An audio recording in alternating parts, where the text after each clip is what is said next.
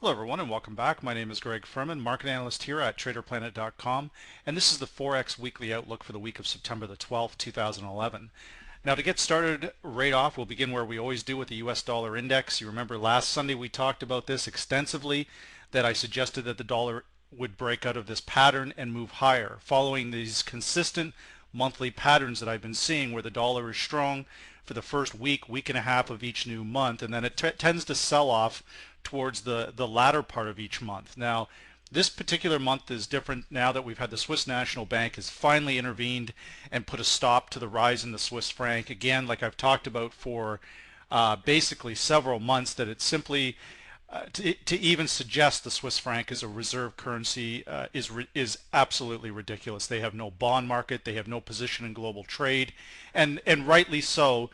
The Swiss National Bank has intervened, I believe, with the ECB, and has pegged the euro Swiss franc to 120. So the 120 level is now a critical level.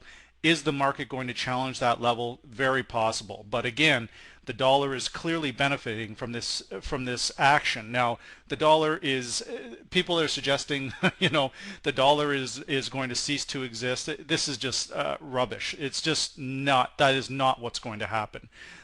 You look at the U.S. dollar as a whole. This is the strongest unit, in my opinion, next to the euro, and these two currencies. We're getting a lot of chatter now that the euro is going to cease to exist. Guys, that's not going to happen either. The euro and the US dollar are not going anywhere. Even if we just look at something basic such as gold reserves, Germany, the European Union, and the US, the combined total of tons of gold that these countries have is staggering. You're probably 33 to 35,000 tons of gold.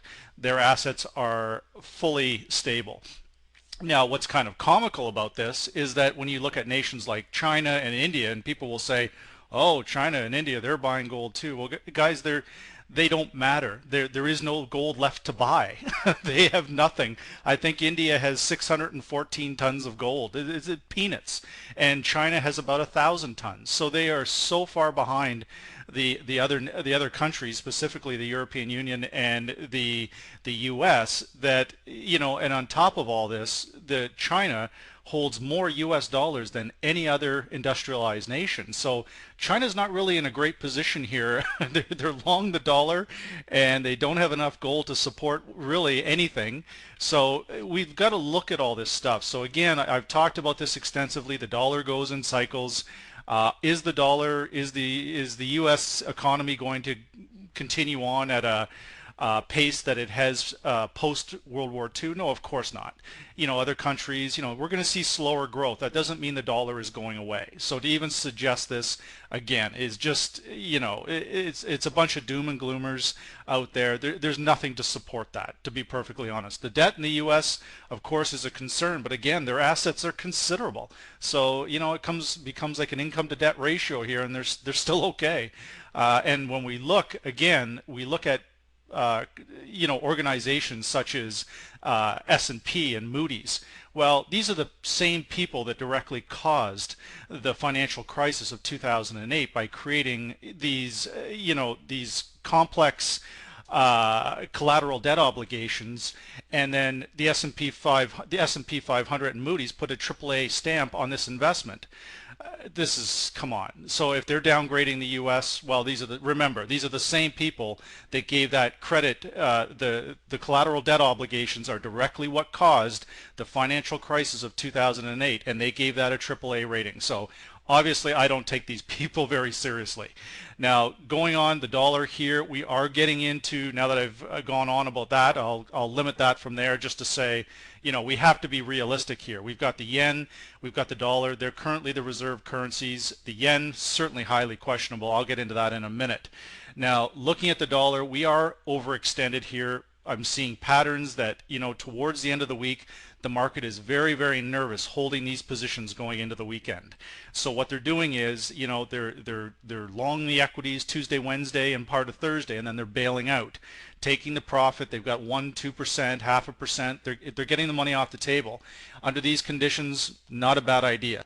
Now, for the start of the week, I believe the dollar will continue to rise, but more moderately after we have a significant pullback. Our key levels remain around 74.99, 75.57, and looking here at 76.46. These are all pivot support areas. We would like to see the market stay above these levels, but again, when we see our indicators pushing this high into overbought territory, it's losing its upward momentum. Now, we are seeing changing conditions. So again, we've got to be a little careful here.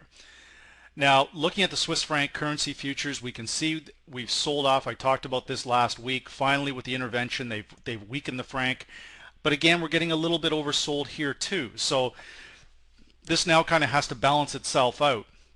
My opinion remains that if you're buying Swiss francs, you buy it against Euro Swiss franc. You hide behind the cover of the Swiss National Bank. They're pegging it at 120. Remember, U.S. Swiss franc, there is no such thing. U.S. Swiss franc is made up of Euro Swiss franc and Euro U.S. So Euro Swiss franc is the one you want to watch. Buying there with stops around 119, that's a reasonable play. Now, looking at the the yen currency futures, we can see that they're finally giving up some of their strength. If we look at the Japanese yen is probably the strongest currency in the Forex market. This is a funding currency, guys. This is a country that is basically bankrupt. Their debt to GDP ratio 200%. This makes the U.S. look like the best place on earth. So again, it just goes to show you that the underlying fundamentals don't always mean that you're going to have a strong or weak currency. They're using the yen as a reserve currency. Bottom line. Now, looking at gold futures this week, my opinion is they're probably going to come under significant pressure. I believe it's Monday we start that the CME has raised margin requirements by 40%. So once again, people are really laboring under the misapprehension, thinking that this is some sort of safe haven play. This is anything but safe haven. Again, to point this out, that the equities are likely to rally, the dollar is likely to strengthen.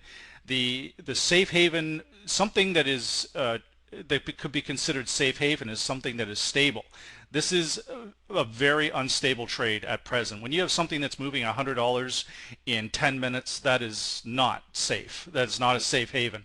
Again, right now, I would certainly be limiting your exposure to gold and wait for a significant pullback before we start